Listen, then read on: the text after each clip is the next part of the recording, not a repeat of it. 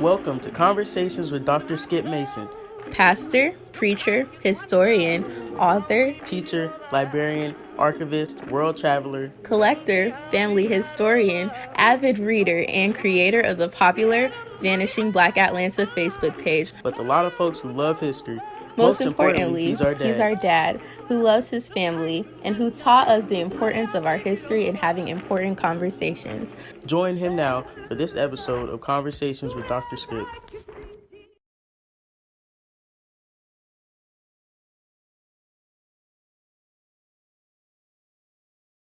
My Facebook friends, YouTube friends, my CME brothers and sisters, I am so glad to welcome you to a new season of CME 151.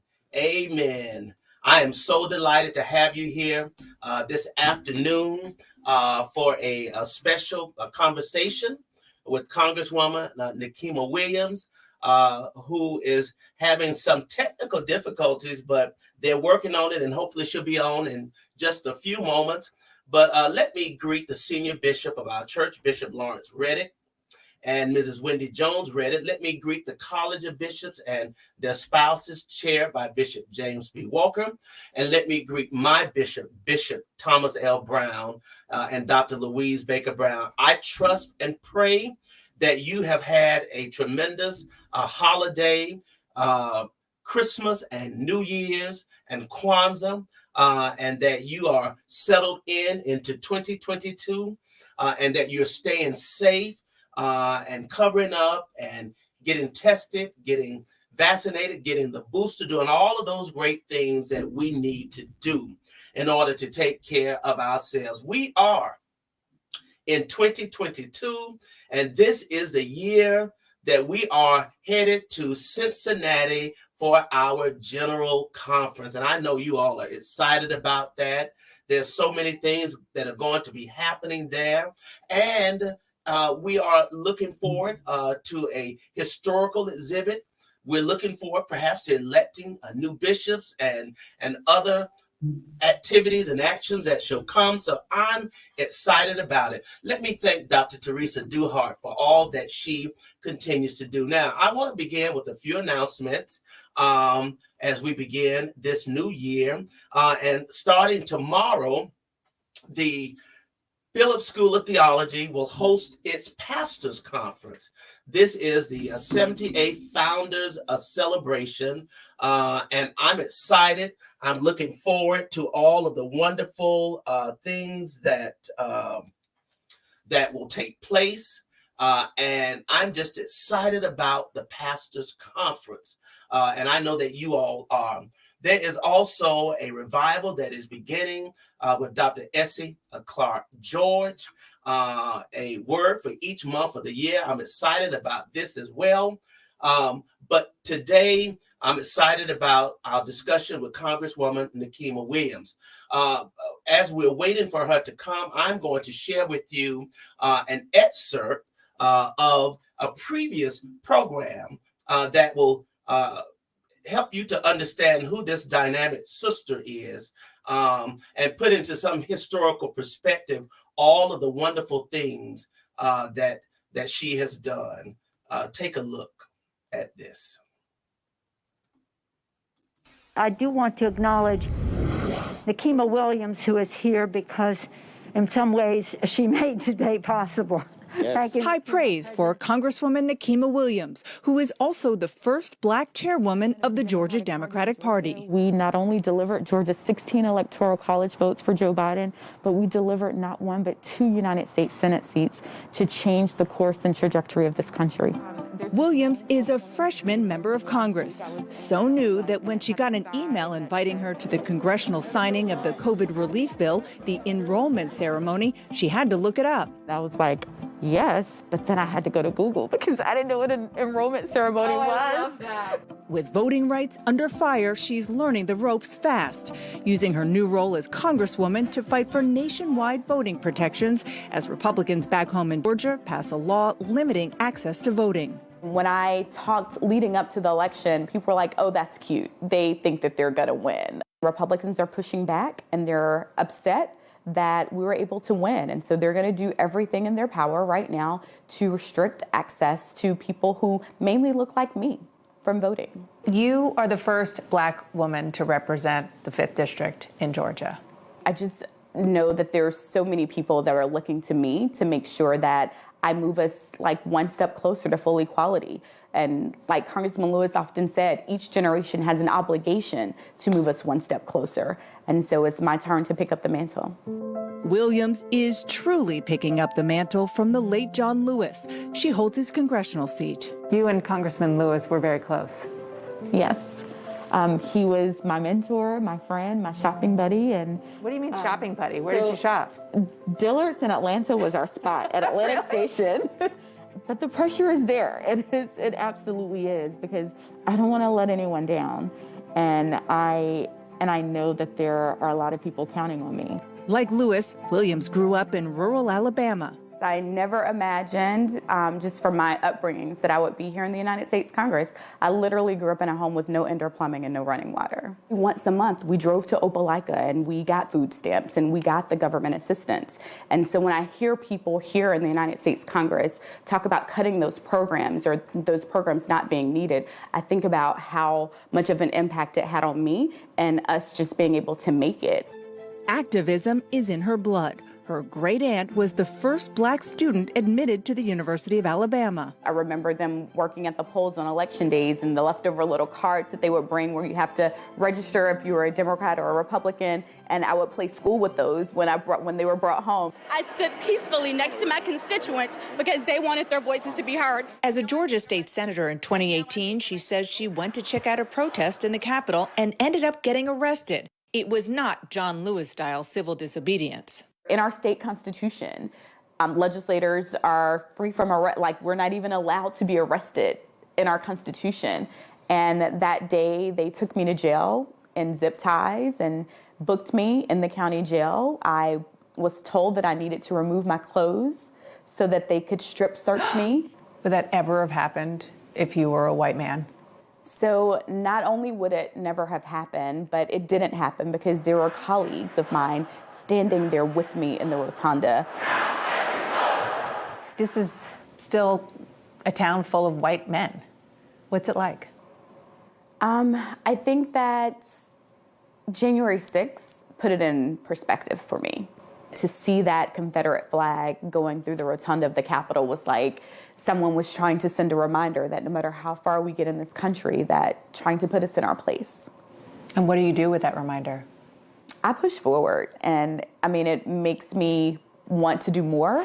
Georgia is a state moving forward.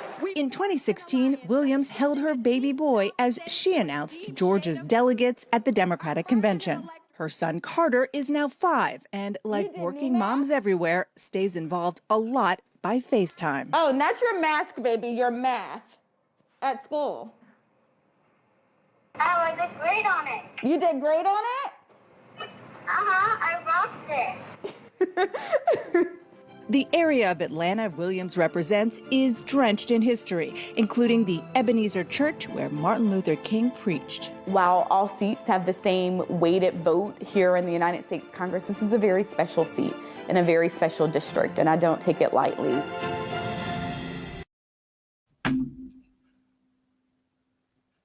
That was an amazing video and an amazing overview of this amazing Congresswoman. We're still working to get her on, so hang tight. But I got something else for you. She'll be on shortly. Watch this. Today, I want to begin with Autherine Lucy. Many of you may be familiar with Autherine Lucy. As you know, that she integrated the University of Alabama and that she was also a graduate of Miles College, which more importantly connects her to our beloved church.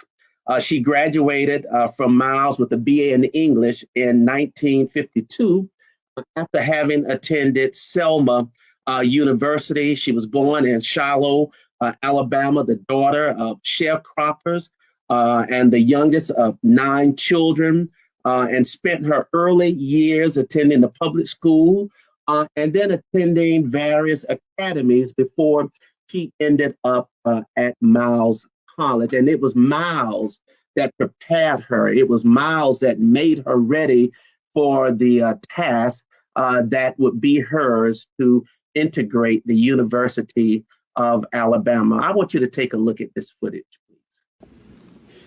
And the white resistance could also be violent. In February 1956, a black woman named Autherine Lucy was quietly admitted to the all-white University of Alabama. But the night after she arrived, students and townspeople began a riot.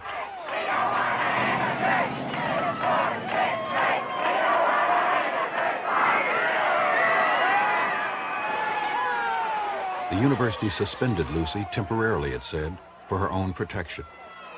And Autherine Lucy sued, claiming that mob rule was being allowed to overturn the law. What brought about these actions, I feel, is that lawless elements outside the campus set themselves over and above the law. Their actions brought great discredit to our nation. The charge has been made, and made by some fairly moderate people, gradualists, you might call them, that the NAACP, the General Counsel you are, is moving too far, too fast. That following the decision of the Supreme Court, you would have been well advised to let things move along gradually for a while, that you can't overthrow the prejudices of 300 years overnight. You can't, or maybe you can't, override prejudice overnight. But the Emancipation Proclamation was issued in 1863. 90-odd years ago. I believe in gradualism. I also believe that 90-odd years is pretty gradual. Autherine Lucy won her case, but the Board of Trustees expelled her anyway for saying the university had used the riots to keep her out.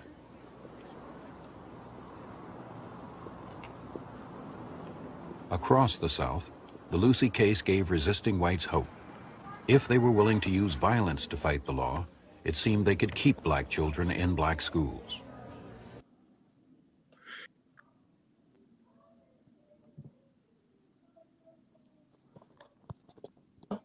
I am so delighted to welcome the distinguished Congresswoman from the 5th District of Georgia, who grew up CME, who knew Congresswoman Nikema Williams, who made an extra effort to get here today. Thank you. Welcome, Congresswoman. How are you? Hello, hello. I have been through it today trying to join you. And I mean, you almost didn't get me because I told you I was raised by my grandparents, and my grandma taught me when it's thundering and lightning outside, you better sit go down somewhere and be quiet.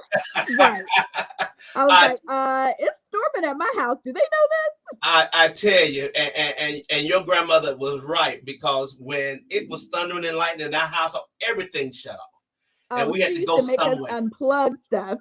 Unplug stuff, and we had to be still. Well, listen, I am so delighted that you would take a few moments on your Sunday evening. I know that's family time for you, but we were at a dedication of the John Lewis statue in the Rodney Cook Park, and I saw you, hugged you, embraced you, and then you said, you know, I grew up in the CME Church. I said, stop it. No. And I have just been so intrigued by that. I showed the video prior to your getting on of your tremendous career. This was a CNN video that sort of set the stage, and I'm so glad that you're here. First of all, Congresswoman, tell us a little bit about yourself. Particularly, you were born in Columbus, and then you moved to Smith Station, Alabama, I believe. So I don't know if you would really call it a relocation or moving. So I was born in Columbus, Georgia, because there are no hospitals in the small town of Smith Station, Alabama that I grew up in. So it's right on the Alabama-Georgia line. We're even on Eastern time because everybody works in Columbus, Georgia.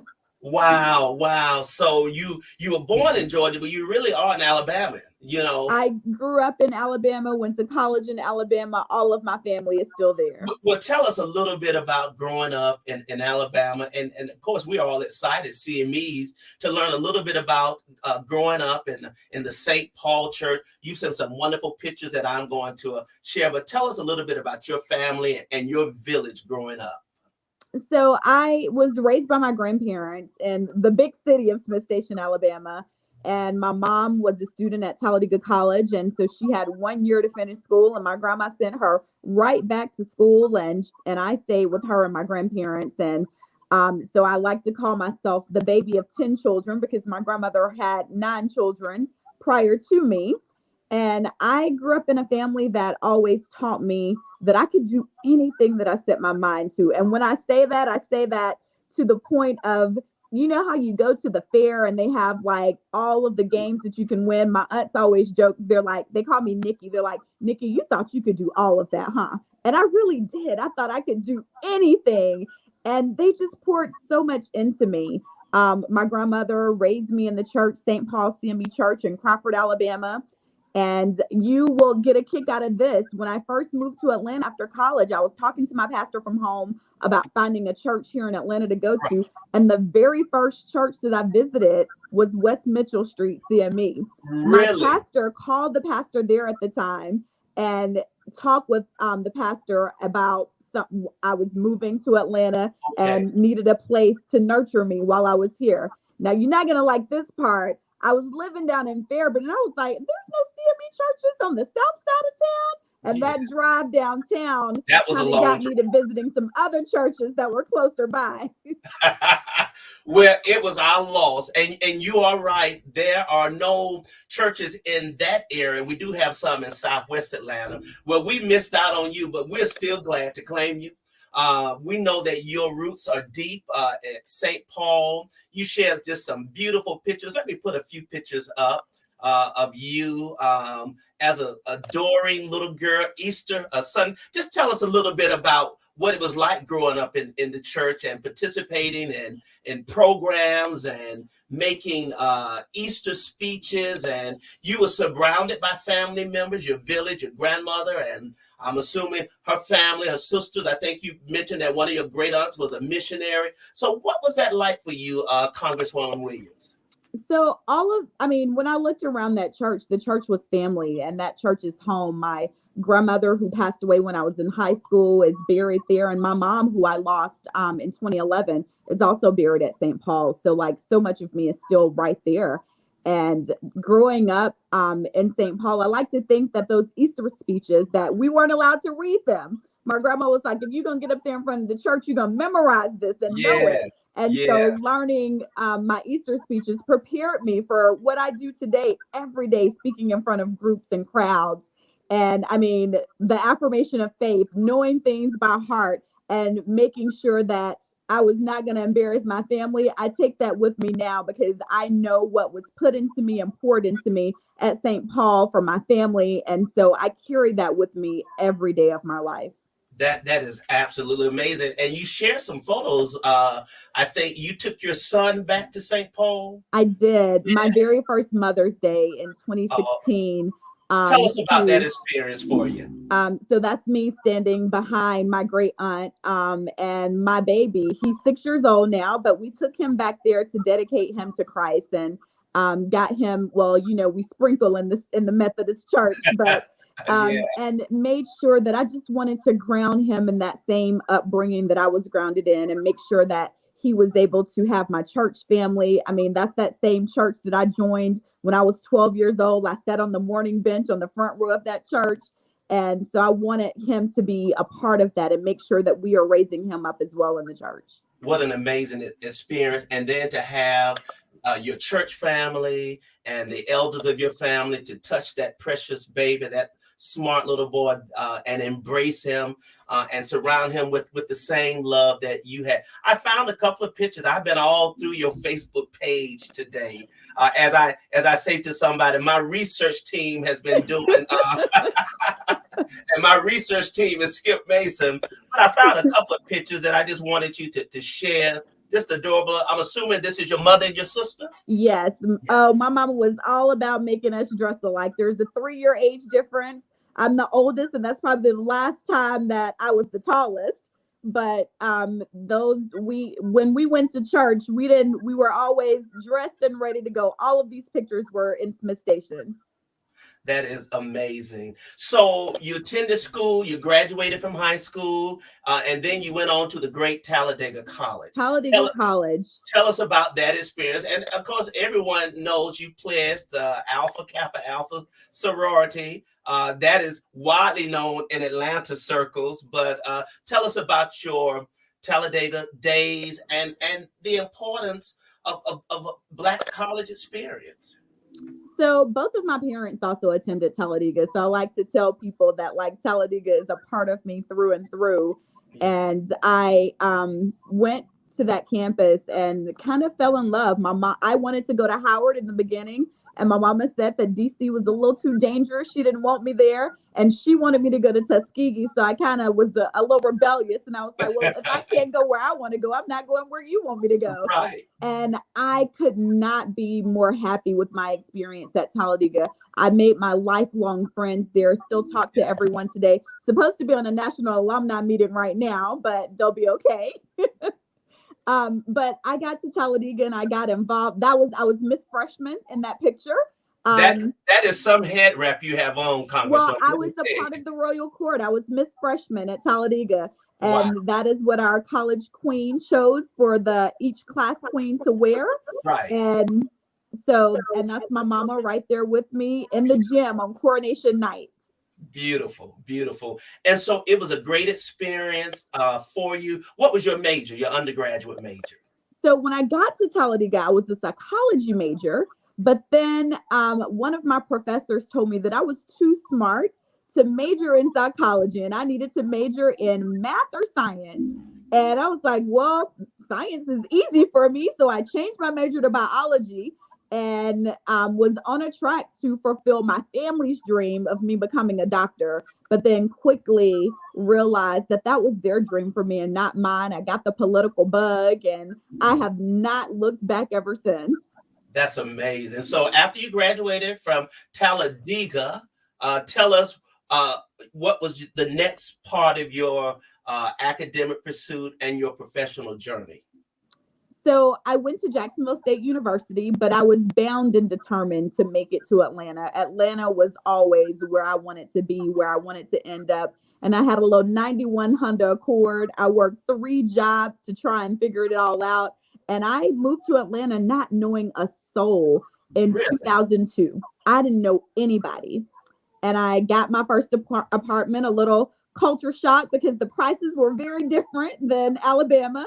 And so I worked those 3 jobs. I was a special needs educator down in Clayton County. I worked part-time at Banana Republic so that I could still shop with my 40% discount. And I drove back to Alabama every single weekend to work at a residential treatment facility called the Learning Tree. And I worked 30 hours every Saturday and Sunday because I was bound and determined to figure out how to make it work in this city.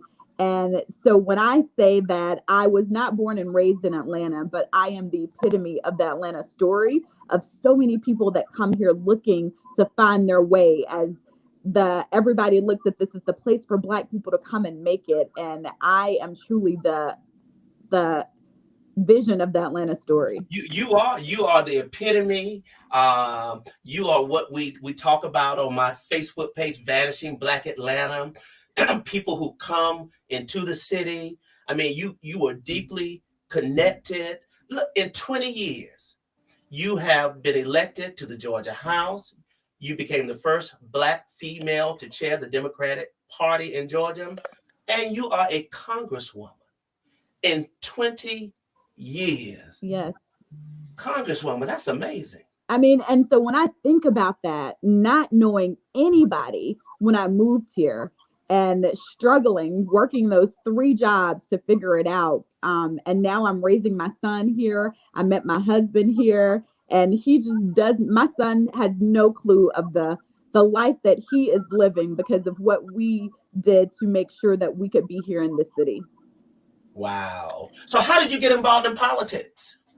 So where I got did involved. that drive come from? I got involved. Well, I've always been engaged, but not really knowing it was political. My grandpa used to pass out slate cards to let our neighbors know who to vote for. And so me and my cousins, we were just excited to ride on the back of his pickup truck, and we would pass out the cards and take them to the doors. And when I got to Atlanta, I got involved with the Young Democrats. And once I got involved with the Young Democrats, I have continuously moved up into leadership in the Democratic Party. And when I first walked into my first Young Dems meeting at Manuel's Tavern, I was like, this is Atlanta. Where are the Black people? And so I was bound and determined to get more Black people involved with the Young Democrats of Georgia. I know, and you were at Manuel's Tavern as well, too. You know, we had a couple of other hangout spots. How did you meet Congressman John Lewis? And tell us a little bit about your relationship with him. So I met Congressman Lewis through my husband. My husband worked for him in his DC office, in his Atlanta district office, and on multiple cycles of his campaign. And so when my husband first saw me, I didn't think we were dating, Skip. He thought we were dating, but I was still dating other people. And he kept coming around, and I'm like, well, maybe I should get to know him. And so as I got to know my husband and him working with Congressman Lewis, he would invite me to events, and we would continue to hang out. And so I got a chance to get a very deep and personal relationship with Congressman Lewis. He became my shopping buddy. I thought about him on New Year's Day because Dillard's, right? That was your store, Dillard's. Yes, that was our store. And we would go there and go shopping. And on New Year's Day, Dillard's always had an additional clearance sale. And Congressman Lewis would always ask me if I was going and what was the clearance looking like. And that's where we would go. But I really got to know him, and he really supported me and made sure that he gave me opportunities that I never imagined for a little girl who grew up in rural Alabama in a home with no indoor plumbing and no running water, that I would be shopping buddies with a civil rights icon. And my very first event for the state Senate, I was hosting a fundraiser, and Congressman Lewis showed up. He endorsed me right away and encouraged other people to donate to my campaign. And I have a little video of him talking about me being like one of the future leaders in the state.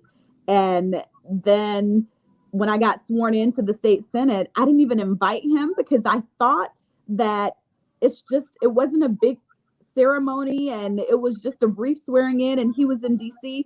But he found out when it was, and he flew from DC, came straight to the state capitol. I saw him sitting on the front row, and he went straight back to the airport to DC for votes because he wanted to be there for me. And so that's one of the things that I will always hold dear, that he was always there for his people. And that's why I try to always show up, because people remember when you're there for them.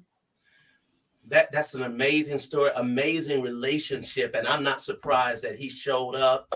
And so when was the seed planted? We knew that he was sick, and ultimately he transitioned to run for Congress, because I'm certainly anointed. He blessed you, and because I kept hearing Nikema Williams. I said, oh, okay, I need to do a little bit more research. Who is Nikema Williams? I've heard of you, and I knew you were serving. But when I heard that you were Congressman Lewis's choice, I said, wow, she must be somebody special. And so you became, you ran for Congress. You were elected. There was that strange period where they had to get somebody in to serve that very short term, and then you were sworn in Congress. And so what has it been like? I know it's been a roller coaster, and as you're talking, I'm just going to share some of the magnificent pictures of some of the experiences that you've had since you've been in Congress. But tell us what it has been like for you to be in Congress in such a time as this, and to represent the constituents of the 5th District. Well, first, I had just ran for re-election for my state Senate seat in June and won by 76% of the vote. And so I had every intention on going back to the state capitol to serve my Senate district. And then Congressman Lewis passed away in July, the very next month. And so I had to make a decision really quickly on if I was going to offer my name to serve. There were 132 people that entered their name that week to serve. And I was one of the 5 finalists and got all votes, but I think 2, every vote except for 2, to become the Democratic nominee and to be on the ballot in November. And I don't take that lightly. I went to Congress in January and I started working with my peers. I was elected freshman class president. And so I'm continuing to serve in Washington. There was an article that just came out about the most active freshman members of Congress, and I'm gaining on them. I'm number 2, and I don't like being number 2. So I'm working on this to get up to number 1 because our district deserves nothing less. But it has been quite the whirlwind. We came in under a pandemic, and then we all know what happened 3 days after I was sworn in with the January 6th insurrection. Indeed. But this is a once in a generation moment where we are getting investments right here to be able to bring home to the district. I have hosted more secretaries of the administration in my district than any other member. And then tomorrow morning, I was supposed to be flying out to DC tonight, but tomorrow morning I have the Secretary of Agriculture will be here. And we're going to talk about food insecurity. We're going to talk about the pandemic EBT benefits that so many of our children are receiving when schools are being shut down, and how do we make sure that kids are still fed and safe at the same time. And so I'm proud to host him at the Atlanta Community Food Bank tomorrow morning. And then Tuesday, we have the president and the vice president, coming to Atlanta to talk about voting rights. But this is more than just a discussion on voting rights. This is about the action plan moving forward. And I also have a little guest right here. Carter Mommy is in the middle of a conversation. That's Mr. Carter. Daddy's upstairs. You want to say hi? No, but Mommy, which room is Daddy in? Baby, I don't know. I'll be. I love it. I love it. He said, Mommy, where did Daddy go? Which room is he in? Right. For him. That's right. Little Carter makes sure that, you are the Congresswoman, but you're Mommy first. First. And I hold that to heart. I know you do. If something comes up and I need to be there for Carter, everybody needs to understand that he will always be my number 1 priority. Yeah. Yes, indeed. So the president and vice president are coming, and certainly you'll be a part of the welcoming committee. Hopefully the weather will be better. And just a couple more questions, and then we're going to conclude. But as we are in 2022 and this voting rights, and you alluded to that, is there a chance that we're going to be able to pass? I mean, what's your vision? What's your view of it right now? So I'm the forever optimist, and I see a clear path forward. And when people often look at me like I'm crazy when I talk about what's going to happen very definitively. But I tell people these are the same doubters that told me we wouldn't get Reverend Raphael Warnock elected to the United States Senate as the first Black man ever representing Georgia. They're the same people who said, well, you might win 1, but you won't win 2, and you won't be sending John Ossoff. And look what we're doing now. We're celebrating 1 year of them being elected. That's right. So I see a path forward. The president and vice president in the same city on the same day would not be here in Georgia if we did not have a path forward to get this done. And they understand that Georgia is who gave us the majority in the U.S. Senate. Georgians gave them our 16 electoral college votes. That's right. That's to right. put them over the top. And so Georgia, also the cradle of the civil rights movement, is the perfect place for them to be on Tuesday to talk about the path forward and how we get this done. Well, I tell you, we could not be more prouder of you. You share a rich legacy. We have another CME in Congress, Congresswoman Johanna Hayes. I did not know Johanna was CME. That's my buddy. Yes, she is. She is CME, and so we have 2. We claim you, even though you go somewhere else in Fairburn, Georgia. We understand that, and I know if Elder Woodford is listening, by Tuesday or Wednesday he will have set up a charge out in Fairburn, just to accommodate you. But we are so proud of. I am so proud of it, and you are accessible. You respond promptly. You have an excellent team of folks working with you. God answered our prayers today because it was looking mighty bleak for a moment in terms of your coming on because of some technical difficulties. But we are certainly proud of you. We pray God's blessings on you as you continue to do the work. I know that your mother, your grandmother, I know all of the folks at St. Paul and Crawfordville are just ecstatic and happy when they see you on TV, when they see you on CNN, representing them, representing your family and all. And so we are, and I just wanted to spend a few moments with you. The last thing I want to mention to you, because prior to your coming on, I showed a little clip of Autherine Lucy, who is a graduate of Miles College, one of our CME schools, a phenomenal woman like yourself, who happens to be a relative of my great aunt. Your great aunt? Isn't that something? My great aunt, and she still lives over right outside of Birmingham, Alabama. She's a retired educator. And tomorrow, I guarantee you, she will be in front of the TV screen saying "Roll Tide." My cousin Amber sends me pictures all the time of her as she is watching football games. And she, just a couple of weeks ago, I guess Auntie Autherine thought that she wasn't going to get her annual Christmas card that has the pictures of Carter every year. And so Amber was like, Grandmere said she needs a new card this year. I said, tell her that I'm just a bit delayed, but it's on the way. So I love it. I love it. Well, she is an icon. We cherish her. All of you amazing women. Many of us watch with horror and pain the story of Emmett Till and Mamie Till this past Thursday on ABC in the documentary. And so we just salute you, trailblazers.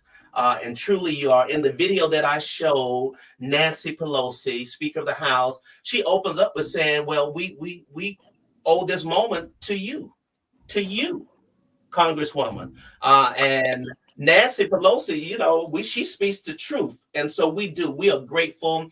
We still have work to do because we have another election coming up. We know Warnock is up.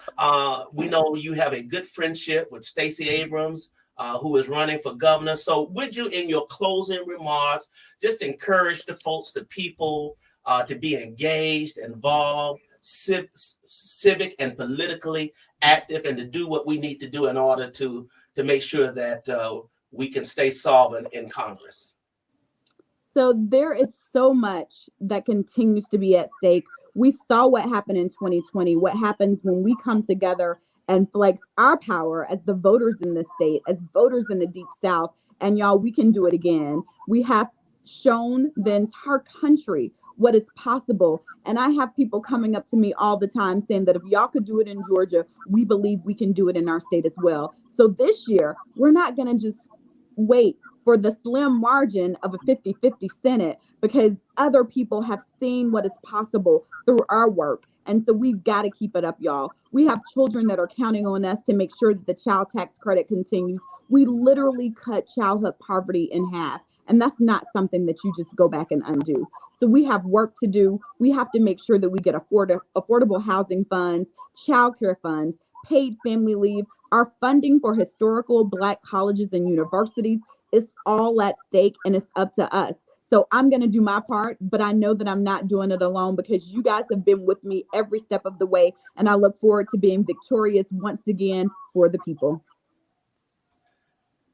My CME brothers and sisters, we have spent some time with Congresswoman Nikema Williams, a staunch, forever lifetime member of St. Paul CME in Crawford, Georgia. And our afternoon has been for the better. God bless you, Congresswoman. Thank you, and travel mercies, and stay safe in your journey, and blessings to you and your beautiful family. And we look forward to seeing you again, okay? And please keep the prayers coming. I need them. We got them. We got them. And also, the bishop, the presiding bishop of the 5th Episcopal District, where your church is the first Black female bishop. Have you met Bishop Jefferson Snorton yet? Have you? I have not. Oh, and she's your soror as well. So we got to make sure that you get a But chance. I was home for a funeral, one of my aunts, and my childhood pastor, who is no longer at St. Paul but came back for the services, pulled me to the side and he told me that I was going to be getting a phone call, and he said, just you'll know what it's about when you get the phone call. And so Pastor James Q. Smith is my childhood pastor. Don't know if he'll be seeing this, but Pastor Smith nurtured me and continues to look out for me. He's the one who sent me to West Mitchell Street when I moved to Atlanta. Bless him, bless him. And I look forward to inviting you back when it's safe to go outside and we can breathe on each other, and having you come to West Mitchell Street and speak and share. God bless you, my sister. Thank you, and be safe in your journey. Thank you. Thank you. That was wonderful. Oh, how have we been blessed today to have our Congresswoman and a CME through and through to share with us today. I appreciate you joining me today on the first show of our new season, and I'm excited. We got a lot planned for CME151. We have many of the persons who are offering themselves as candidates for bishop and general officers. We got some new authors and special guests and some surprises. So I appreciate your joining me today. God bless you. Go in love and go in peace. And I am going to play the opening video for those of you who missed it that tells us a little bit about this distinguished woman who we've had the opportunity to feature. And I think that you will enjoy seeing this again. I do want to acknowledge Nikema Williams, who is here because in some ways she made today possible. Thank you. High praise for Congresswoman Nikema Williams, who is also the first Black chairwoman of the Georgia Democratic Party. We not only delivered Georgia's 16 electoral college votes for Joe Biden, but we delivered not one but 2 United States Senate seats to change the course and trajectory of this country. Williams is a freshman member of Congress, so new that when she got an email inviting her to the congressional signing of the COVID relief bill, the enrollment ceremony, she had to look it up. I was like, yes, but then I had to go to Google because I didn't know what an enrollment ceremony was. I love that. With voting rights under fire, she's learning the ropes fast, using her new role as Congresswoman to fight for nationwide voting protections as Republicans back home in Georgia pass a law limiting access to voting. When I talked leading up to the election, people were like, oh, that's cute. They think that they're going to win. Republicans are pushing back and they're upset that we were able to win. And so they're going to do everything in their power right now to restrict access to people who mainly look like me from voting. You are the first Black woman to represent the 5th District in Georgia. I just know that there's so many people that are looking to me to make sure that I move us like one step closer to full equality. And like Congressman Lewis often said, each generation has an obligation to move us one step closer. And so it's my turn to pick up the mantle. Williams is truly picking up the mantle from the late John Lewis. She holds his congressional seat. You and Congressman Lewis were very close. Yes. He was my mentor, my friend, my shopping buddy. And what do you mean shopping buddy? Where did you shop? Dillard's in Atlanta was our spot at Atlantic Station. But the pressure is there. It absolutely is, because I don't want to let anyone down. And I know that there are a lot of people counting on me. Like Lewis, Williams grew up in rural Alabama. I never imagined, just from my upbringings, that I would be here in the United States Congress. I literally grew up in a home with no indoor plumbing and no running water. Once a month, we drove to Opelika and we got food stamps and we got the government assistance. And so when I hear people here in the United States Congress talk about cutting those programs or those programs not being needed, I think about how much of an impact it had on me and us just being able to make it. Activism is in her blood. Her great aunt was the first Black student admitted to the University of Alabama. I remember them working at the polls on election days and the leftover little cards that they would bring where you have to register if you were a Democrat or a Republican. And I would play school with those when they were brought home. I stood peacefully next to my constituents because they wanted their voices to be heard. As a Georgia state senator in 2018, she says she went to check out a protest in the Capitol and ended up getting arrested. It was not John Lewis-style civil disobedience. In our state constitution, legislators are free from arrest. Like, we're not even allowed to be arrested in our Constitution. And that day, they took me to jail in zip ties and booked me in the county jail. I was told that I needed to remove my clothes so that they could strip search me. Would that ever have happened if you were a white man? So not only would it never have happened, but it didn't happen because there were colleagues of mine standing there with me in the rotunda. This is still a town full of white men. What's it like? I think that January 6th put it in perspective for me. To see that Confederate flag going through the rotunda of the Capitol was like someone was trying to send a reminder that no matter how far we get in this country, that trying to put us in our place. And what do you do with that reminder? I push forward, and I mean, it makes me want to do more. Georgia is a state moving forward. In 2016, Williams held her baby boy as she announced Georgia's delegates at the Democratic Convention. Her son Carter is now 5 and, like working moms everywhere, stays involved a lot by FaceTime. Oh, not your mask, baby, your math at school. Oh, I did great on it. You did great on it? I rocked it. The area of Atlanta Williams represents is drenched in history, including the Ebenezer Church where Martin Luther King preached. While all seats have the same weighted vote here in the United States Congress, this is a very special seat in a very special district, and I don't take it lightly.